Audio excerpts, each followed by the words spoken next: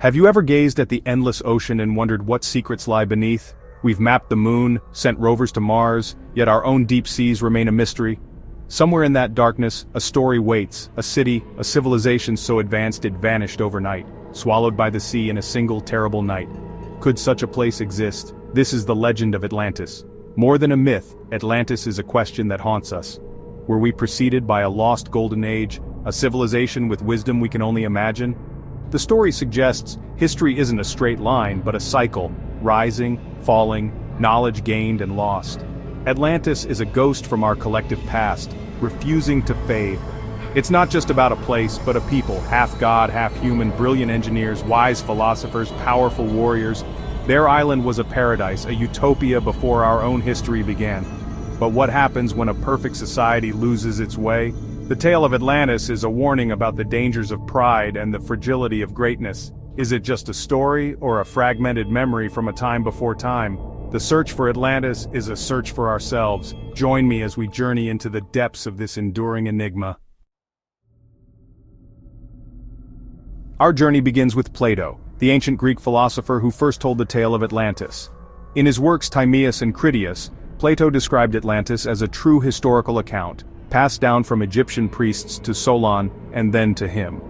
Plato was no ordinary storyteller. He was a student of Socrates, teacher to Aristotle, and a founder of Western thought. Why would he tell such a story? Many believe he invented Atlantis as an allegory, a warning about the dangers of greed and arrogance. Yet Plato insisted it was true, describing Atlantis in vivid detail, a mighty empire, a war with ancient Athens, and a cataclysm that destroyed both.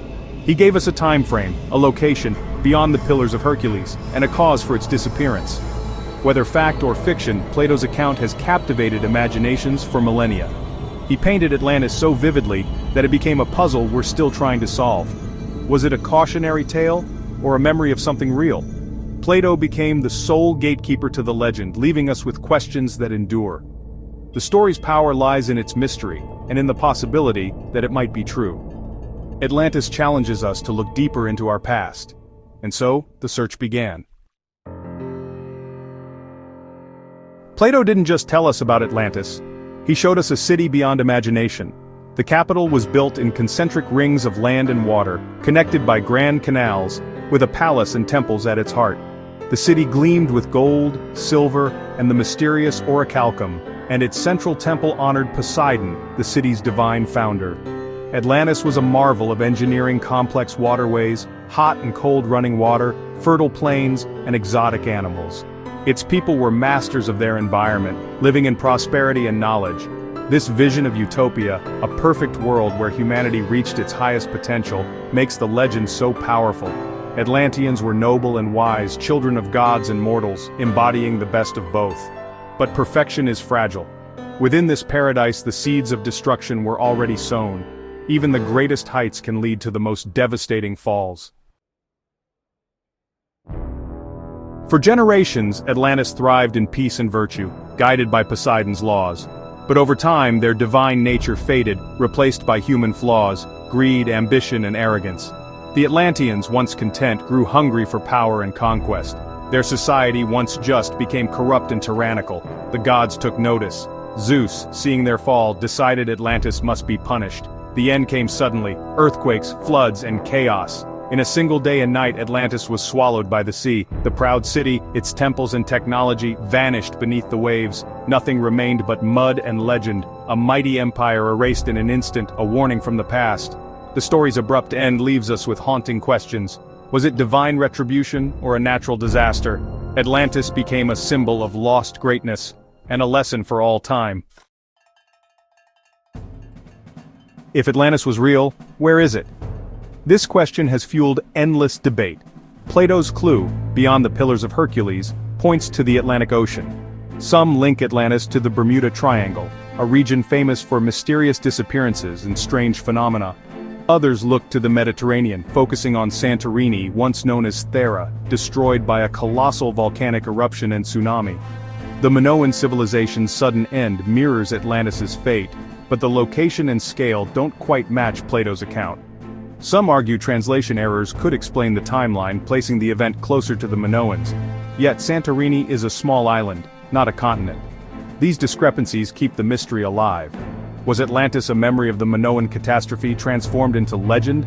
Or does the true lost city still lie hidden, waiting in the deep? The search continues, driven by curiosity and hope. Atlantis remains the world's greatest unsolved mystery. A newer theory points to southern Spain near Doñana National Park, just outside the Pillars of Hercules. This region was once an inland sea struck by powerful tsunamis. Researchers have found concentric ring structures submerged in the mudflats, eerily similar to Plato's description. Evidence of memorial cities suggests survivors fled inland, carrying memories of their lost home. The Spanish theory fits many of Plato's clues: location, geology, and the idea of a city swallowed by the sea. It hints at a sophisticated Bronze Age civilization, wealthy from mining and trade. Critics point out the lack of definitive proof: no inscriptions, no clear artifacts. The site is buried and hard to excavate, but the evidence is tantalizing. Could Atlantis have been a powerful harbor city, wiped out by a massive wave? Perhaps the lost city was not in the middle of the Atlantic, but right on its doorstep. The mystery endures, inviting us to keep searching. Theories about Atlantis stretch from the scientific to the fantastic. Some claim it was a colony of extraterrestrials, their advanced technology mistaken for magic. Others believe the Atlanteans harnessed mysterious crystal energy, destroyed by their own power. These ideas belong more to science fiction than history, but they persist. Why?